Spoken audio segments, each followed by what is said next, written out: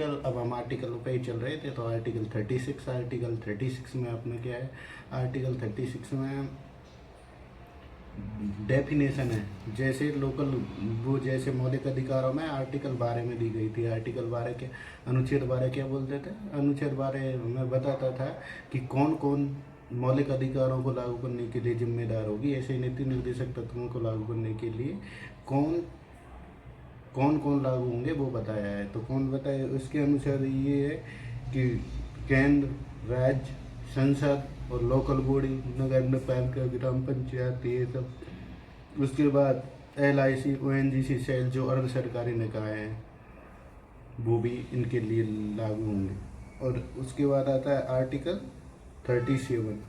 Article 37 हमें ये बताता है कि मौलिक अधिकार, इनमें डिफरेंस भी देख लो, एक बार डिफरेंस भी बता देते हैं। मौलिक अधिकारों के खिलाफ हम हाई कोर्ट में जा सकते हैं उनका न होने पर, लेकिन इनका कोई प्रावधान नहीं है, इनफोर्सेबल है, मतलब इनके खिलाफ हम कानून में नहीं जा सकते, ये कानूनी लड़ाई नहीं लड़ सकते ये। लेकिन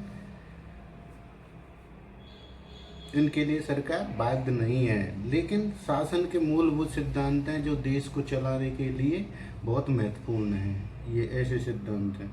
उस बाद राज्य का कर्तव्य है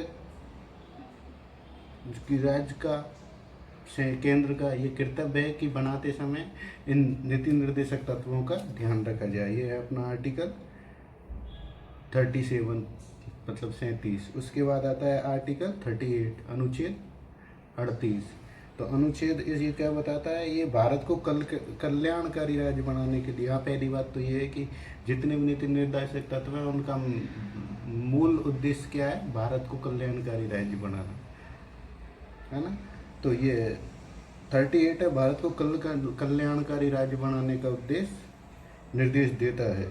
38 में लोक कल्याण की सुरक्षा, जैसे मतलब लोक कल्याण की सुरक्षा, इसका मतलब है कि ऐसी सामाजिक व्यवस्था जिसमें सामाजिक, आर्थिक और राजनीतिक न्याय मिले, मतलब सभी को न्याय मिले, ऐसा।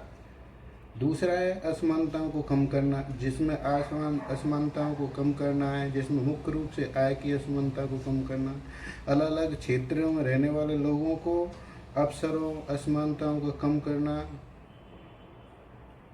और इसे 38 जो भाग 2 है इसका, इसको 44वें संशोधन 1978 द्वारा आर्थिक विषमता को कम करने के उद्देश्य से जोड़ा गया था। आर्थिक विषमता को कम करने के उद्देश्य से जोड़ा गया था, जिसमें बहुत सारी योजनाएं भी चलाई जाती है, जैसे अंत्योदय योजना, अन्नपूर्णा योजना, मनरेगा, गरीबी उन्मूलन योजना, मुफ्त राशन योजना।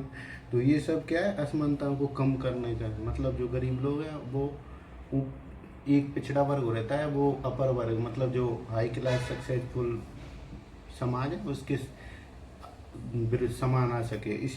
इसी में रिजर्वेशन को भी रख लेते हैं कि रिजर्वेशन के थ्रू जो बैकवर्ड लोग हैं उनको आगे आने का अवसर मिलेगा, और वो आय की असमानता वो कुछ हद तक समाप्त की जा सके या रोकी जा हो सके, इसलिए ये योजनाएं चलाई जाती है।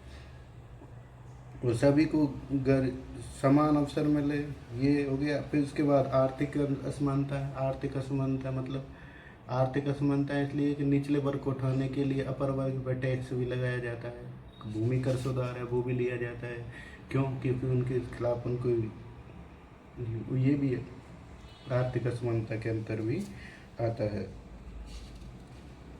उसके बाद है आर्टिकल, ये था अपना आर्टिकल 38। उसके बाद आता है आर्टिकल 39। आर्टिकल 39 में क्या है, इसमें यह है कि ये राज्य को ऐसे निर्देश बनाने के निर्देश देता है जिसमें सामाजिक आर्थिक सुरक्षा हो। तो ये आर्टिकल 39 हमें बताता है। उसके बाद है आजीविका का साधन प्राप्त करने के सभी के लिए समान अवसर मिला। आजीविका मतलब आजीविका उपार्जन पे सबको समान अवसर मिले, उनके साथ किसी तरह का भेदभाव नहीं हो, चाहे वो पुरुष हो। और संसाधनों पे वितरण समान हो, सबकी पे संसाधनों का वितरण। जैसे संसाधन अपने क्या है, संसाधन होते हैं ना, जैविक जैव संसाधन, परंपरागत ऊर्जा के स्रोत, ये सब। तो इन जैसे इन सब पे सबका समान वितरण, समान वितरण हो सबके लिए। ये कि पानी है, जल है, ज़मीन है, तो इसके लिए सबके लिए समान वितरण हो, इसका ध्यान रखा जाए। उसके बाद धन का संकेंद्रण रोकना, जैसे अर्थव्यवस्था को संचालन करने के लिए ऐसा नहीं है कि अर्थव्यवस्था का संचालन कुछ ही लोगों के हाथों में है, तो उसके लिए वहाँ पे हमारी अर्थव्यवस्था का संचालन कुछ हाथों में ना हो, इसको भी रोकना है, ये सरकार का दायित्व है ना हो, जिससे कुछ पे हो। अब मतलब मान के चलो कुछ लोगों पे होगा तो वो एक तरीक़ा से सब पे राज वही करेंगे जिसके पास पैसा है। 10% लोगों के पास है तो वो राज करेंगे, तो उस धन के पावर को रोकता है। इसमें संसाधनों पर सबके लिए वितरण हो, ऐसा होता है। धन का संकेंद्रण रोकना, ये हो गया। इसके बाद समान कार्य के लिए समान वेतन, इसके 5 भाग है, TF। इसके बाद समान कार्य के लिए समान वेतन, मतलब स्त्री हो या पुरुष, अगर उसने समान कार्य किया तो सबके लिए समान वितरण मिलेगा, समान रोजगार बोई मिलेगी जीव का। उसके बाद श्रमिकों व बच्चों का संरक्षण, श्रमिक और बच्चों का संरक्षण मतलब ध्यान रखा जाएगा कि किसी को ज़बरदस्ती तो नहीं किया जा रहा है, या कोई दिव्यांग है उसके लिए अलग अलग कार्य किए कराया जाए, तो उन सब का ध्यान रखा जाएगा। उसके बाद 39वां ए, ये 42वें संविधान संशोधन द्वारा जोड़ा गया था, जिसमें मुक्ति कानून सहायता प्राप्त की गई थी। जैसे कोई गरीब परिवार है, कोई वंचित परिवार है जिसको न्याय नहीं मिला, तो वो न्यायालय में जाके उसे मुक्त मतलब अपना न्याय प्राप्त कर सके, इसलिए उनको ये योजना चालू की गई थी। उसके बाद समान पारिश्रमिक कानून अधिनियम 1976, समान पारिश्रमिक कानून अधिनियम 1976। उसके बाद बाल श्रम कानूनी अपराध एवं जमींदार उन्मूलन व बैंकों का राष्ट्रीयकरण, ये सब इसकी उदाहरण है। उन बैंकों का राष्ट्रीयकरण क्यों किया गया था? बैंकों का राष्ट्रीयकरण किया गया था कॉन्सेंट्रेशन ऑफ पावर, मतलब धन की को रोकने के लिए। उसके बाद है आर्टिकल 40। अब आर्टिकल 40 को तो हम जानते होंगे कि इसमें ग्राम पंचायतों के बारे में लिखा गया है। ग्राम पंचायत मतलब ये गांधीवादी सिद्धांतों पर आधारित है कि उसका एक स्टेटमेंट है ना महात्मा गांधी जी का कि देश की आत्मा गांवों में बसती है, तो उसके आधार पर ये बताया गया है। और मतलब इसमें डिसेंट्रलाइजेशन ऑफ पावर है। डिसेंट्रलाइजेशन ऑफ पावर मतलब एक ही पावर को, ये इसलिए बताया गया ग्राम पंचायत कि हमारे विकास है वो बड़ी बड़ी सिटियों से रुककर ना गुजरे, गांवों के लिए भी समर्पित हो सके, इसलिए उसने ग्राम पंचायत के लिए बताया गया है। डिसेंट्रलाइजेशन किया गया है, गांवों में छोटे कस्बों में भी विकास पहुंच सके और वो इतना हो सके तो शक्तियों का हस्तांतरण किया है उनके लिए कि वे अपने दम पे विकास कर सके, अपना फैसला खुद ले सके कि हमारा विकास कौन करेगा। इस आधार पे हमें स्थानीय विकास बनाया गया है, शक्तियों का हस्तांतरण।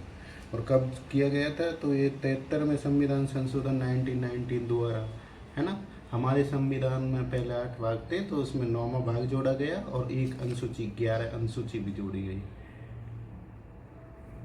और इसको 5 साल में, हर 5 साल में इसका इलेक्शन बाय मतलब होते हैं अपनी ग्राम पंचायत के चुनाव, ऐसे उनके लिए होना जरूरी हो गया हर 5 साल में। कब हुआ था ये? 1992 में हुआ था ये, 1992 में। उसके बाद 11वीं अनुसूची 5 साल ये हो गया। और उसमें भी एक और है कि ग्राम पंचायत में 33% जो जगह होती है, मतलब 1/3, हर तीसरी में से एक जगह महिलाओं के लिए रिजर्व रखी गई है। उसके बाद आता है आर्टिकल 41। आर्टिकल 41 में हमें राइट टू, ये वो आर्टिकल है जो हमें right to work, right to education देता है। और इसमें ये कहा गया है कि नागरिकों को काम, शिक्षा और विशेष परिस्थितियों में सरकारी सहायता पाने का अधिकार देता है।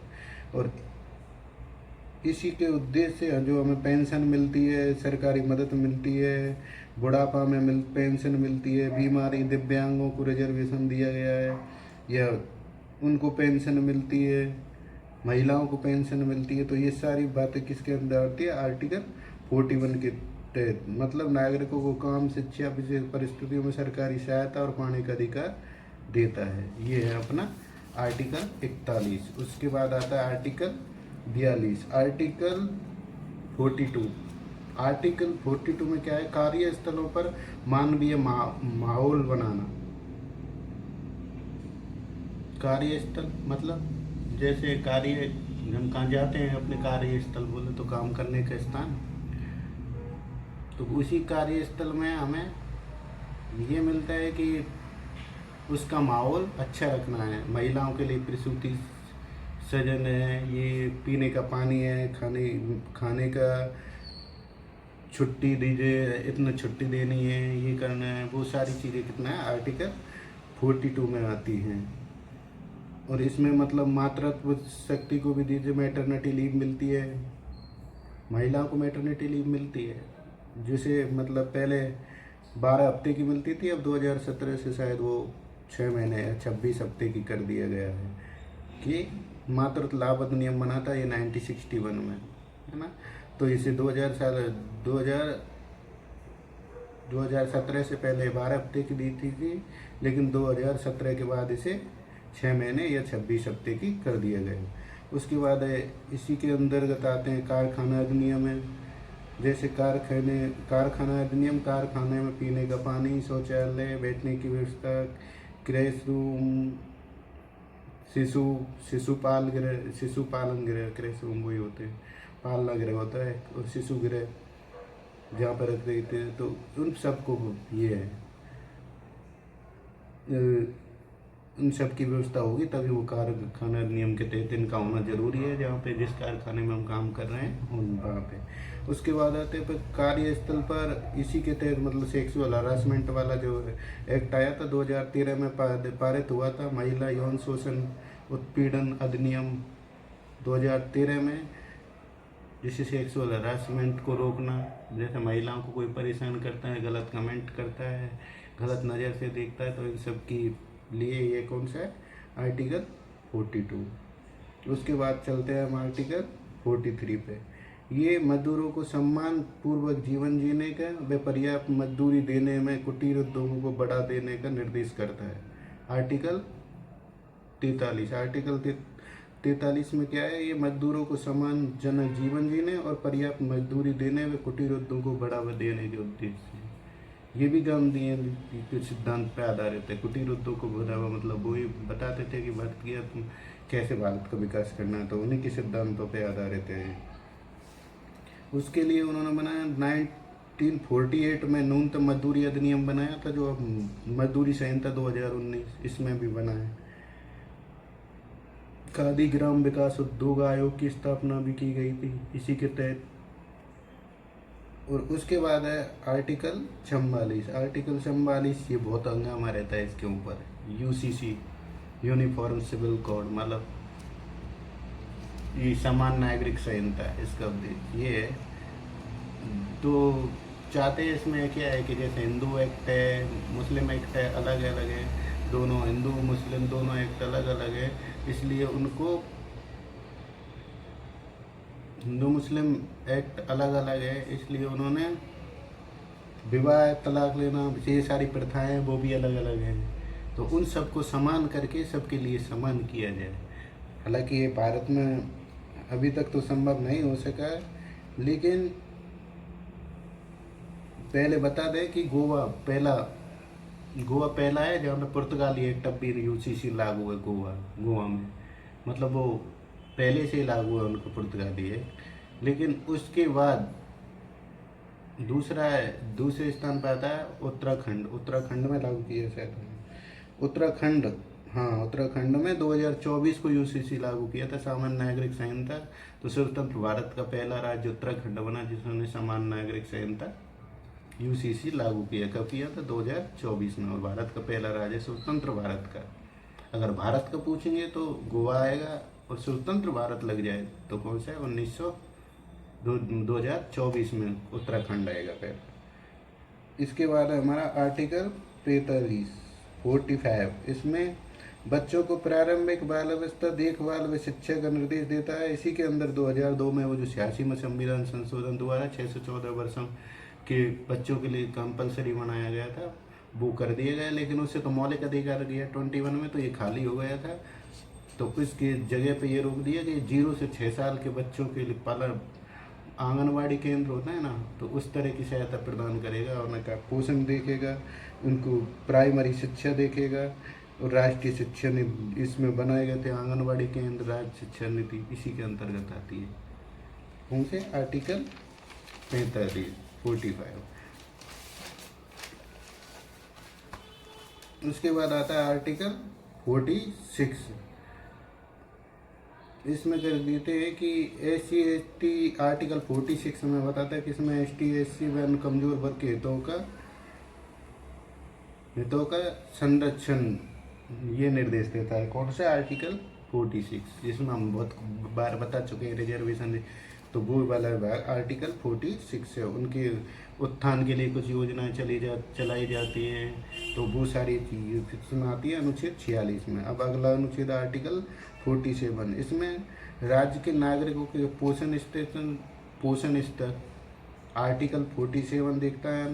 राज्य के नागरिकों का पोषण स्तर, जैसे न्यूट्रिशन लेवल कहते हैं, मतलब भरण पोषण किस प्रकार का खाना दिया जाए, जीवन स्तर, life level, standard of life, किस तरह का जीवन है उनका। और उसके बाद पब्लिक हेल्थ को बेहतर बनाने का निर्देश देता है। मतलब ये 3 चीज़ों पे, जैसे कहते हैं ना रोटी कपड़ा और मकान, तो वही सारी चीज़ें देखता है। अपनी मूलभूत आवश्यकता है, पोषण स्तर, जीवन स्तर और पब्लिक चिकित्सा अपनी, तो इसको बेहतर बनाने का निर्देश देता है। और इसके अंतर्गत यह ये जैसे कहीं शराबबंदी होती है, पोषण योजना चलाती है, मिड डे मील या आयुष्मान भारत योजना हेल्थ सेक्टर में चलाई शराबबंदी भी हेल्थ सेक्टर में, ये सब मतलब जो है, तो ये सारी क्या है, जीवन स्तर को सुधारने के लिए कुछ योजना चलाती है सरकार, तो ये इसके तहत आते हैं आर्टिकल 47 के तहत। अब आता है आर्टिकल 48। इसमें ये नियम है, आर्टिकल 48 में है कि राज्य की कृषि व पशुपालन को आधुनिक व वैज्ञानिक तकनीकों द्वारा संगठित करने का निर्देश देता है। मतलब हमारे जो एग्रीकल्चर सेक्टर है और जो पशुपालन है एग्रीकल्चर में ही है, तो उस हिसाब से उसको वैज्ञानिक जो नई नई तकनीकें आती हैं उनको जोड़ के उनको उठाया जाएगा, मतलब उनका विकास किया जाए। ये आर्टिकल 46 में, जिसमें कुछ में चला भी गया 48, जैसे कुछ पहले थे कि गाय व दुधारू पशुओं के वध पर रोक थी। उसके बाद 48A जोड़ा गया, जिससे 42 में संविधान संशोधन 1976 द्वारा जोड़ा गया। 1976 द्वारा 48A जोड़ा गया था, जिसमें पर्यावरण संरक्षण का, संवर्धन का व वन जीवों की रक्षा का निर्देश देता है। जैसे उसी के तहत गौवध निषेध कानून आए, श्वेत क्रांति आई, वन जीव अधिनियम भी आए। जैसे 1972 में वो बना दिया गया कि रोक लगा दी गई थी वन जीव, और कृषि अनुसंधान केंद्र बने, हरित क्रांति भी इसी के अंतर्गत आई थी। तो ये सब आर्टिकल 48 में है। उसके बाद है आर्टिकल 49। आर्टिकल 49 है राष्ट्रीय महत्व के स्मारकों, ऐतिहासिक स्थानों को और वस्तुओं की रक्षा का निर्देश देता है। कौन सा? आर्टिकल 49। ये हमें राष्ट्रीय महत्व के स्मारकों के, ऐतिहासिक स्थानों के, वस्तुओं की रक्षा का निर्देश देता है। जैसे इसी के तहत हमारे भारतीय पुरातत्व संरक्षण ASI, आर्कियोलॉजी डिपार्टमेंट बना है, उसी के तहत बना था। अगला है आर्टिकल 50। इसमें राज्य की कार्यपालिका, इसमें पृथकीकरण का सिद्धांत है। पृथकीकरण मतलब समझे तो एजुकेशन को जुडिशरी सिस्टम से अलग बनाता है। मतलब कार्यपालिका, हिंदी में बोले तो कार्यपालिका को न्यायपालिका से अलग करता है, पृथक्करण करता है। इसके लिए अब ये क्यों करता है उसका ये इसमें बताया गया है हमें आर्टिकल 50 में, ये कि एग्जीक्यूटिव और जुडिशरी दो अलग है, क्योंकि शक्तियों का दुरुपयोग रोका चल सके। शक्तियों का दुरुपयोग मतलब कोई भी एग्जीक्यूशन अधिकारी, IAS, IPS, भारत का प्रधानमंत्री, राज्य मंत्री, स्टेट मंत्री, MLA, MP कोई भी हो, तो वो न्यायपालिका को फोर्स ना करे, इसलिए इसे अलग बनाया गया। तो उनकी शक्तियों को रोका जा सके तो किसका कौन रोकेगा? वो रोकता है हमारी न्यायपालिका। फिर है न्यायपालिका की स्वतंत्रता पर खतरा है।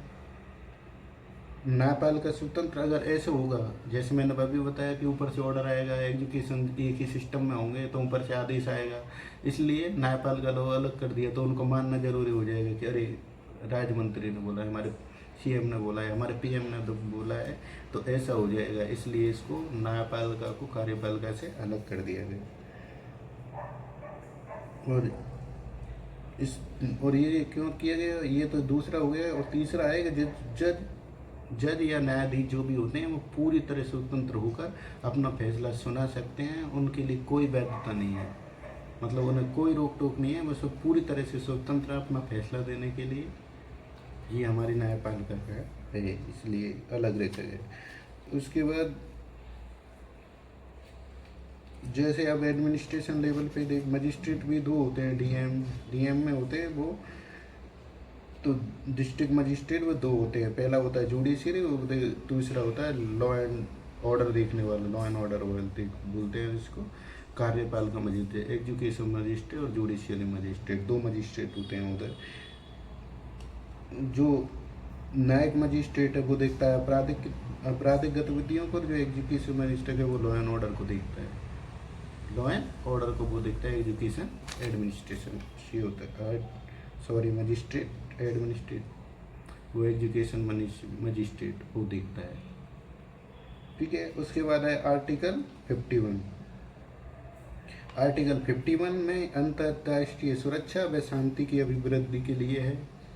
आर्टिकल 51 अंतर्राष्ट्रीय शांति व सुरक्षा को बनाए रखना और राष्ट्रों के बीच न्यायसंगत व सम्मानपूर्वक संबंध, राष्ट्रों के बीच न्यायसंगत व सम्मानपूर्वक संबंध, ये सभी के दिए हैं हमारे अंतर्राष्ट्रीय सुरक्षा व शांति की अभिवृद्धि का प्रचलन, कि हमने अभी तक आगे से किसी भी देश में, हमारा इतिहास रहा है कि हमने कभी आगे से किसी पे युद्ध नहीं किया, और जब हमको छेड़ा है जिसने तो हमने पलट कर उसका जवाब जरूर दिया है। तो ये सब हमारे, और ये आत्मा को अभी तक भारत ने बनाया रखा है।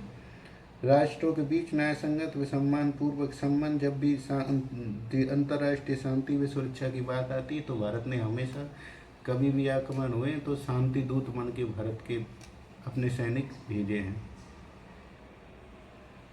और अंतर्राष्ट्रीय कानून व संधियों का सम्मान, अंतर्राष्ट्रीय कानून व संधियों का सम्मान है, और विवादों का शांतिपूर्ण समाधान, मतलब हमेशा ने भारत ने मध्यस्थता की है।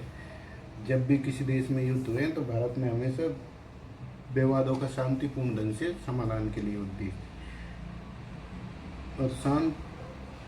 और इसके हमें प्रमुख उदाहरण देखने को भी मिलते हैं कि शीत युद्ध चल रहा था जब रूस और अमेरिका के बीच, तो विश्व दो पोल मतलब दो ध्रुवों में बट गया। तो उस टाइम पे ये बताया भारत ने कि हम किसी का भी पक्ष में नहीं रहेंगे, हम शांति के पक्ष में रहेंगे। तो भारत ने तीसरा गुट बनाया अपना, और भारत के साथ अन्य देश भी शामिल थे, और उन्होंने वैश्विक शांति की स्थापना का महत्व दिया। ये था। उसके बाद उसी के संदर्भ में एक और बनाया, भारत की विदेश नीति है। इसमें ज़्यादातर यही है, भारत की विदेश नीति। और विदेश नीति के संबंध में पंचशील के सिद्धांत बनाए थे, तो वो है। उसके बाद आर्टिकल 51A। आर्टिकल 51A मतलब ये हमारा आर्टिकल 51 फंडामेंटल ड्यूटीज, मतलब इसमें मौलिक अधिकार है। अभी तक कौन से थे? नीति निर्देशक तत्व। अभी के 51 आया है, इसमें मौलिक अधिकार है। तो हमारे कौन कौन से मौलिक अधिकार है? पहले 10 थे, अब 11 हो गए। तो वो उन मौलिक अधिकारों को बता देते हैं।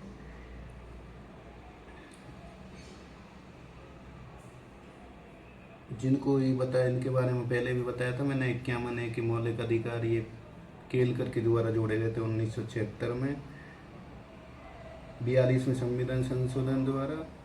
पहले 10 थे और 86 में 2002 में ये 11 हो गए। तो ये मौलिक अधिकार थे अपने, इनके बारे में बताइए। अगली ये कौन से मौलिक अधिकार हैं ये देख लेते हैं। पहले है संविधान का पालन। संविधान का पालन हर हाल में हर नागरिक के लिए मौलिक कर्तव्य है, मतलब ये ड्यूटीज है, मॉरल ड्यूटीज इनको बोला। तो संविधान का पालन होना चाहिए। संविधान और उसके आदर्शों को, संस्थानों की, राष्ट्रध्वज का और राष्ट्रगान का सम्मान करें। मतलब संविधान ये बोलता है कि हमारे संविधान, हमारे आदर्श और संस्थान जो हमारे राष्ट्रीय संस्कृति के सम्मान है, राष्ट्रीय विषय के संस्थान, उनका सम्मान किया जाए, राष्ट्रध्वज का सम्मान किया जाए और राष्ट्रगान का सम्मान करें। ये हमारा पहला मौलिक अधिकार है। दूसरा, हमें स्वतंत्रता के लिए हमारे राष्ट्रीय आंदोलन को प्रेरित करने वाले उच्च आदर्शों को दिल में संजोए रखें। ये दूसरा है कि स्वतंत्रता के लिए जैसे हमारे लोगों ने गाए थे वंदे भारत, मतलब वंदे मातरम, इनकलाब जिंदाबाद नारे देते, तुम मुझे खून दो मैं तुम्हें आज़ादी दूंगा, ये सब तो उन जैसे ये हम बैक थे हमारे स्वतंत्रता आंदोलन के, तो उनके राष्ट्रीय आंदोलन को प्रेरित करने वाले उच्च आदर्श है, उनको दिल में सजोए हमेशा बनाए रखें, उनके प्रति रेस्पेक्ट। तीसरा है संपूर्णता, एकता और अखंडता की रक्षा करें। मतलब भारत की गरिमा, एकता, अखंडता की रक्षा करें और इसे अक्षुण्ण बनाए रखने में अपना योगदान दें। अक्षुण्ण मतलब इसकी कोई क्षति नहीं हो। अखंडता का मतलब कि ये देश टूटे नहीं, ऐसी कोई बात नहीं कहनी जो हमें कहे। अखंडता जिससे टूटने की संभावना हो, और एकता का मतलब तो आप समझते ही हैं। तो ये इसके बाद है आर्टिकल, मतलब मॉरल ड्यूटी, चौथी देश है ये कि देश को रक्षा में बुलाए जाने पर आपको देश की सेवा देने के लिए, जब भी आपकी ज़रूरत पड़े तो देश आपको बुलाए तो आपको अपना योगदान देश की रक्षा में देना होगा। ये आर्टिकल मतलब मॉरल ड्यूटी चौथी है। 51 ये क्या देना आती है, मॉरल ड्यूटी उनमें है। अगला 5 है, भारत के सभी लोग समरसता, समान मातृत्व की भावना का निर्माण करेंगे। मतलब भारत के सभी लोग समरसता मतलब आपस में भाईचारा स्थापित करें, समान भाव से देखें, आपस में ऐसे नफरत की भावना, ईर्ष्या, जलन, द्वेष ना रखते हुए देश के राष्ट्र हित में समान भावना का निर्माण रखेंगे। अब है मिश्रित संस्कृति है, हमारी मिश्रित संस्कृति है, उसका गौरव बनाए रखें और उसका संरक्षण करें। ये 7वां अपना मॉरल ड्यूटीज होगी। उसके बाद 8वीं मॉरल ड्यूटीज है पर्यावरण का संरक्षण है और संरक्षण करें और प्राणी मात्र में दया का भाव रखें। पर्यावरण का संरक्षण रखें और प्राणी मात्र में दया भाव रखें। ये हमारी मॉरल ड्यूटी 8वीं। 7वीं 6 के बाद 7। उसके बाद आती है 8वीं, वैज्ञानिक दृष्टिकोण रखें, मानववाद और ज्ञान अर्जन कर राष्ट्र हित में अपना योगदान दें। मतलब वैज्ञानिक दृष्टिकोण रखें और मानववाद जो मानव के लिए, मानव हित में वो ज्ञान अर्जन करके सुधार करें और देश हित में अपना योगदान दें। उसके बाद 9वीं है सार्वजनिक संपत्ति की सुरक्षा करें। सार्वजनिक संपत्ति जो हमारे गवर्नमेंट स्कूल हैं, सरकारी हॉस्पिटल हैं, उनके सरकारी हॉस्पिटल हैं, पशु डिस्पेंसरी हैं, ग्राम पंचायत होती है तो वो भी है, तो उनकी संपत्ति की सुरक्षा करें, उनको नुकसान नहीं पहुंचाए। तो ये हमारी मॉरल ड्यूटी है। उसके बाद 10 आता है व्यक्तिगत व सामूहिक उत्कृष्टता। मतलब व्यक्तिगत और सामूहिक उत्कृष्टता मतलब कैसे भी हो, खुद ही हो या समाज के हित में हो, समाज मिल के करें लेकिन देश के विकास में योगदान दें। अगर खुद कर सकते हैं तो खुद करें और अपने समाज को प्रेरित करें उस दिशा में करने के लिए, तो वो सामाजिक हित हो जाएगा और उत्कृष्टता में योगदान दें। हमारी 10वीं मॉरल ड्यूटीज है। उसके बाद 11वीं है जो मैंने बताया कि 86 में संविधान संशोधन द्वारा 2002 में जोड़ी गई थी और इसमें 6 से 14 साल के बच्चों तक को फ्री एजुकेशन है। तो ये हमारे 11 मूल कर्तव्य हैं। किसकी स्वर्ण केलकर की कीमती पे, और ये अपना भाग 4 समाप्त हो गया है। अब आया भारतीय संघ। अगला भाग में राष्ट्रपति आ जाएगा। 51 से 52 से चालू होता है 68 तक। तो ये हमारा संविधान का भाग 4 है। धन्यवाद।